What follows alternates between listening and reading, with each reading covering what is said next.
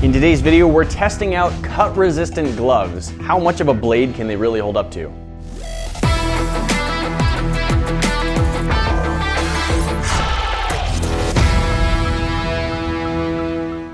Well guys, today you may notice my thumb is extra bandaged up, and it directly relates to today's video.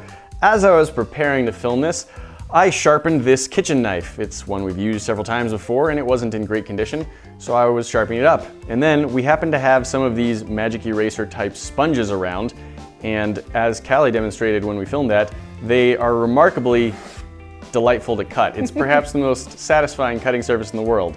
And I was holding one of the sponges and I sliced through it, and it was beautiful. And then I brought the knife back and I went to slice through it again, and I missed, and I hit my own thumb, and I sliced pretty bad into the tip of my thumb. So after a quick trip to the hospital yesterday, they patched me up, and this is excessively bandaged right now. It's not that I need a brace on it. The brace is just there because what I cut was the tip of my thumb, and it's extra sensitive. So now if I accidentally bump it on something, it's not gonna... There's no nail there to protect it anymore. There is some nail there. Not on the top half inch of your... There is not all of the nail there. What happened is I cut at an angle starting about 2/3 of the way up my thumbnail and just took a little piece off right there. So in the process of us getting ready to test the video, cut-proof gloves, he cut his finger with the knife we were going to test because he wasn't wearing the gloves. Here's the basic idea. We've got a couple pairs of gloves that are supposed to be highly resistant to cutting. We've got a couple kinds of knives, scissors, and some more powerful tools, and we're gonna see how well these gloves hold up. So, we know the knife is sharp. Now let's get on to the gloves. Now this video idea is brought to us by Reddit user Dark Fluff Fan. They recommended on the King of Random subreddit that we try this out. They had seen the video where we tested the indestructible shoes and they thought this was in a similar vein. So we are. We got a couple pairs of the gloves, one pair for Callie, one pair for me. I think the plan is that we're gonna put our hands in the gloves and then just get a full 18-foot French guillotine and stick our hand in. We're not gonna do that.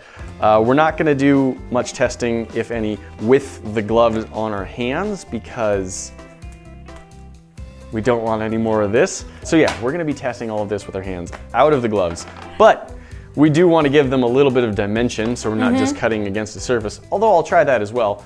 So we've got some turkey sausage sticks, and we're gonna use these as stand-in fingers. I do want to put some bamboo skewers in here to see if it might hit the bone. My first thought when looking at these, okay, don't do this guys, is that they feel just like my gardening gloves actually. This rubber material. Okay, let's see what information it has. Oh, laundry guide, that's all. Everyday protection from cuts. Puncture, cuts, punctures, and abrasions. It says they're puncture resistant too. That'll be good to test. It also says they're smartphone touchscreen compatible, so that's nice. Abrasion level 4, cut level 5, puncture level 4. Well, that sounded like it cut right into it. Did you just cut the tip off your finger? No. Glove? Yeah. Off your finger glove, not your finger. Yeah, no, my finger's fine. My finger wasn't that far in it. But scissors just sliced right through that, huh? Done. Also, it's been that way for about 2 minutes while you were reading the instructions. I'm gonna take the pinky, I'm gonna take this knife, and I'm gonna see what happens if I try and slice through it. Go for it. I'm gonna start pretty gentle and just work my way up. Pretty light slice. I do see a little bit of a gap right there. It's pretty small, but it's something.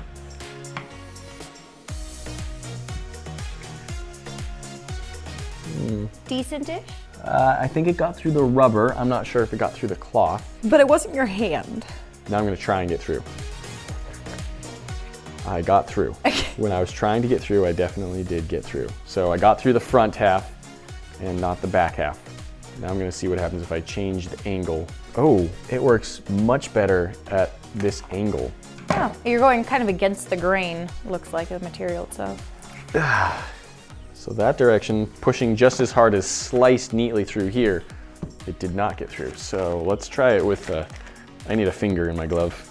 So now there is a sort of simulated finger in this glove. I'm just cutting it. Oh, I slipped, and it seems to work better with a finger in it because maybe there's a little bit of give. I'm not just grinding it against the table. Yeah, but also nobody has ever, if you're wearing these, I'm gonna go ahead and give our gloves a bit of a break here. You are never purposely putting your hand down, as much as we're joking, and then trying to saw into it. I did cut it a little bit. Almost as hard as I could, pushing and sliding, I did manage to give it a small cut. If you're cutting another object and your hand slips onto your glove, the idea isn't, I cannot in any way saw through this. That's not gonna happen. We can saw through steel with that. But if you slip, that's the whole point of this. All right, I think I've smushed our turkey stick into bits, but I don't think I got through the glove really at all. You can see the rubber on the surface I got through, but it did not cut the glove open. I'm curious if I can scissor through with a finger in, so here goes. That was one slice. It did not stop me very much. So when there's two blades in opposition to each other, these aren't great scissors, but they're fairly new.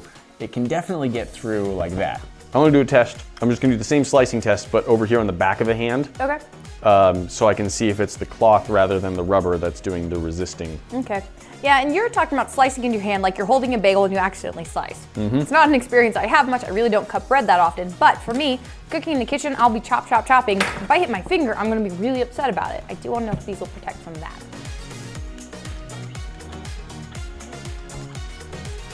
All right, that was a lot of cutting in the same spot. Ooh, that does look quite uncomfortable, but I think that's, you know, this is easy. I can break through this with my fingernail. Turkey sticks or whatever these are aren't a great analog because your skin is not that thin. It doesn't just fall apart. It's just giving us something to cut against so we have an idea. But if that had been my finger in this one when I chopped down, yes, okay, it damaged the meat, but just like Nate's, yeah, okay, there's a small hole, like a tiny spot where I can push through now, but that did just save me stitches. All right, so we were shopping at Walmart, and all of the bagels they had when we were there were pre-sliced. Every one. So we got just a Kaiser roll. We do the same idea, test, and unfortunately my thumb does not fit into the glove right now, but the part of my hand I'm gonna be cutting toward will be well covered with the glove. So the idea is that you have to slice your roll or your bagel, and you should probably be using a serrated knife for this, but you're cutting down through, and you're cutting in, oh no, you cut too far.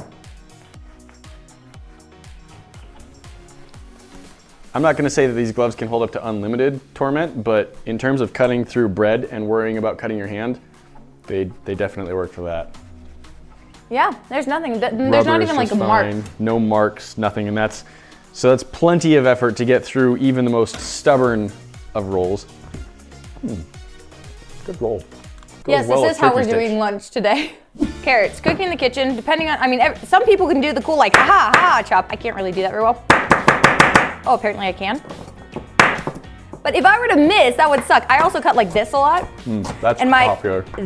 If I were to hit my thumb in that, because I don't want to actually do this while my thumb's actually in it, but that's the point. If I were here and came so down. You're gonna do that kind of chopping test? That's a cut, because I just did the like knockdown, but I'll try both of those. I'm not gonna have my actual thumb in there. So let's switch that out. It's two different ways. This is one way I just don't, but I know other people do. I think I'm good. And then the way that I would cut if I'm in the kitchen. I still think it's good, like, there's not much there. It sort of got through the rubber. Now I've taken this glove and I've filled it with turkey sticks and carrots. We're just gonna call that a hand, and now we're just gonna see what happens if we go at it with the bench grinder. See how that does. I imagine it's gonna get pushed and moved around a lot.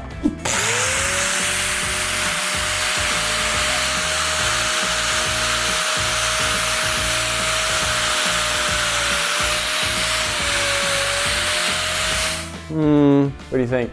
I think that's not what these were made for in the first place. I think you're right, and this is designed for cutting through steel bars. And so, cut-resistant gloves, not immune to rotary bench grinders. Most things aren't. Very few things are immune to rotary bench grinders. These gloves are one of the things that are not.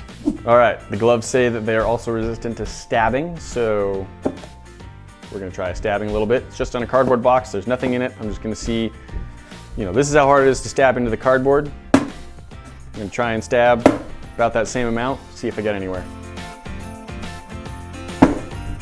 Oh.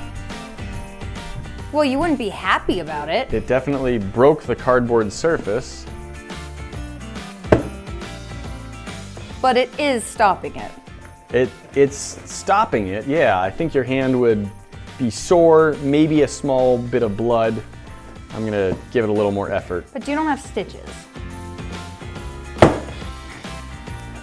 Well, the cardboard failed, but the glove did not. My hand is probably quite a bit more durable than this cardboard. I'm gonna try it with something with a little more support behind it. Oh boy. I think it probably got through the glove. Nate, what about the workbench? There's a small hole in it, it's fine. It's a workbench. Here's a table saw. Here's my thought. We're going to fill another glove with sausage sticks. We're gonna turn the table saw on, and then we're gonna go like this. I'm no We're gonna see what longer, happens to it. I don't think it's gonna be real great for the table saw or the glove, or the stuff in the glove.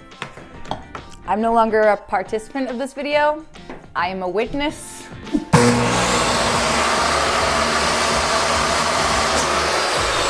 I'm glad it didn't get seized and pulled down inside. I think we can see where it hit There's turkey jerky everywhere. beautifully. Slice, slice, slice. Wow. Shred, shred, shred. If you're making dinner, absolutely. These are awesome. If you're chopping carrots, if you're trying to slice bread, if you're in the kitchen, if you're, I would say even small tasks around the house, probably gonna be just fine. Yeah, I bet, you know, if you're doing yard work, chicken wire or something, Yeah. these would probably be great. It'd stop it from stabbing into you You're some. not gonna win any fights with a rotary tool, nor should you try. You should never be wearing gloves or have anything loose around you if you're dealing with one of these. But it's really fun to see. Definitely lost to the bench grinder and Yep. the table saw. As expected, these are not intended for those uses. But what they are intended for, I think they held up very well. pretty awesome.